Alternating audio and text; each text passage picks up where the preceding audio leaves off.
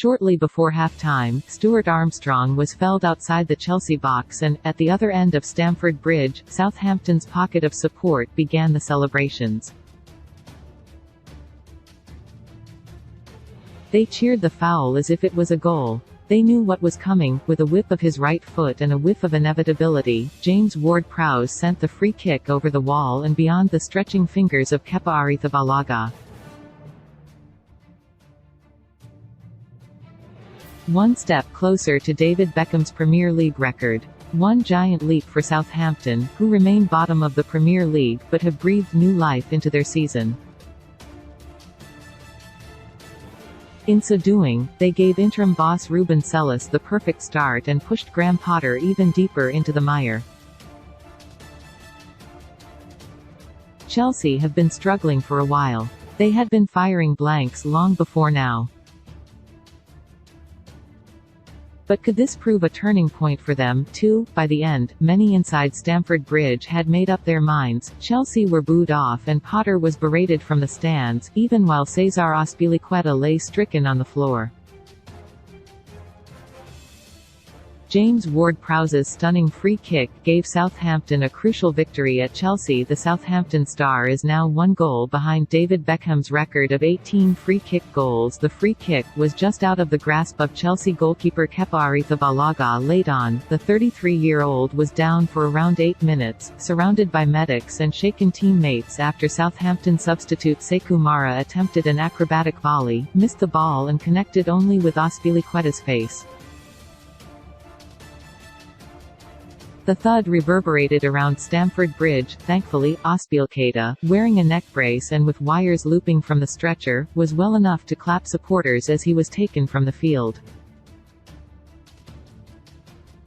By then, though, Chelsea were running out of time. Even 12 additional minutes were not enough to avoid humiliation and prevent things turning even nastier. That's now 4 goals in 10 matches and 2 wins in 14. A second-half spell aside, they never looked like arresting that horrible slide. With Chelsea sitting 10th, 10 points off 4th, is it any wonder patience is fraying? No matter how firmly behind Potter they remain in Chelsea's boardroom. Even the manager conceded this was a step back.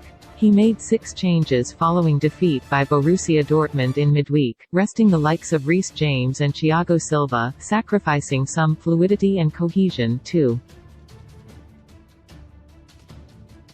After a 1-0 defeat at home, any criticism you get is understandable, he said. While results don't go your way, it can be tough, that's how it is, and I'm sure there will be people out there who think I'm the problem. I don't think they're right, but I'm not arrogant enough to say their opinion is not worth articulating. The defeat heaped further pressure on under-fire Chelsea boss Graham Potter. Cesar Azpilicueta sustained a head injury after being kicked by Southampton's Sekou Mara. The Chelsea captain was stretchered off but was able to applaud the fans as he was replaced. Raheem Sterling went closest for Chelsea as the Blues toiled for an equaliser in the second half. This was another afternoon that proves the value in ending doomed regimes. Southampton had lost 9 of their previous 10 league games. Nathan Jones oversaw many of those and lost his job. Managers come and managers go, but Saints' beating heart remains Ward-Prowse. He has now scored 17 Premier League free kicks, 1 fewer than Beckham. And not many this crucial. Victories for Everton and Bournemouth could have left Southampton adrift. Instead they are only 3 points from safety. The first statement of intent came before kick-off, when Sellis emerged from the tunnel and headed for the away end to wind up the Southampton support. They responded and so did his team. This has been a miserable season, but Saints played here with a confidence and vibrancy that belied recent history. On the touchline, Sellis was a jack in the box of encouragement and frustration. He looked ready to pop after only 3 minutes, when Kamaldeen Sulemana was denied by Kepa and Armstrong's follow-up was cleared. Chelsea, meanwhile, struggled for control and clear chances. It was all so flat. By the time Ward-Prowse darkened the skies around Stamford Bridge, they had at least created a couple of openings. Noni Madueke's shot was saved, Azpilicueta fired into the side netting. Beyond that though, they lacked cutting edge, even by their recent standards. In the dugouts, meanwhile, Potter was never going to match Sellis' energy. No wonder this place turned toxic when Ward-Prowse did as Ward-Prowse does.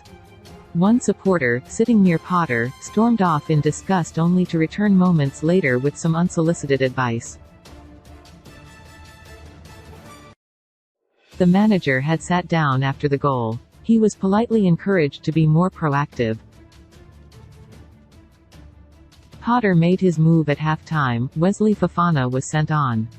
So was Raheem Sterling, and the England international made a real difference.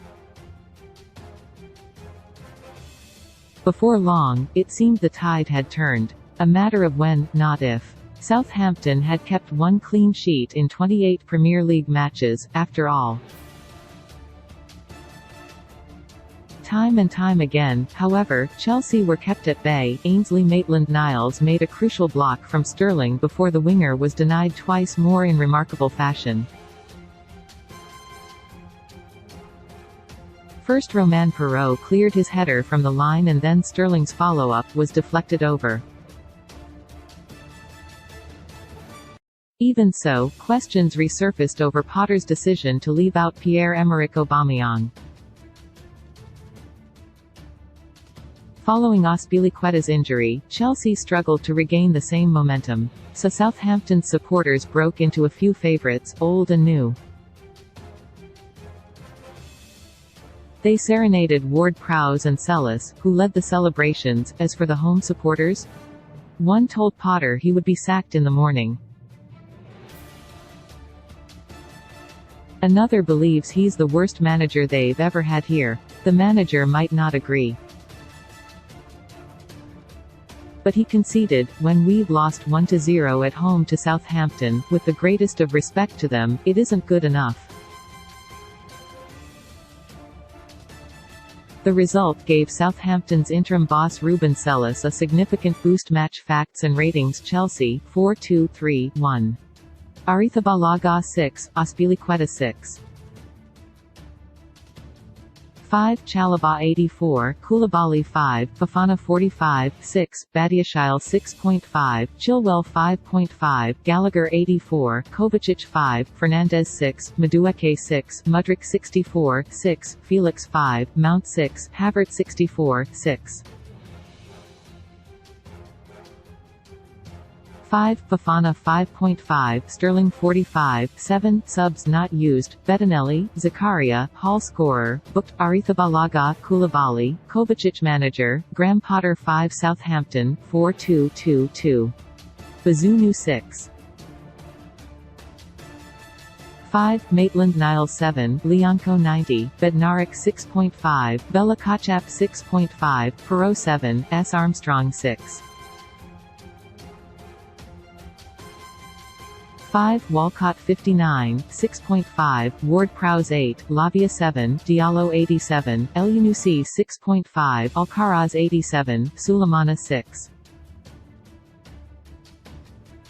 5, Armstrong 59, 6, Onwachu 6.5, Mara 59, 6, subs not used, Caballero, Walker Peters, Gineppo scorer, Ward-Prowse 45 booked, Bella Kotchap, Perraud, Ward-Prowse, Lavia, Mara manager, Ruben Sellis 8 referee, David Coote attendance, 40,152 less than, ad, https://mads.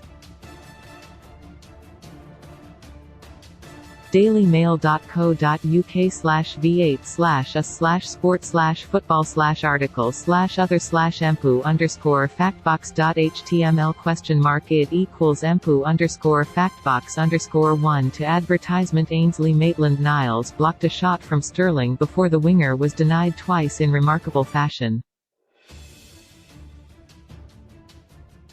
First Romain Perraud cleared his header from the line and then Sterling's follow-up was deflected over. At the other end, Kepa needed to be smart to prevent substitute Adam Armstrong from doubling Saints' lead.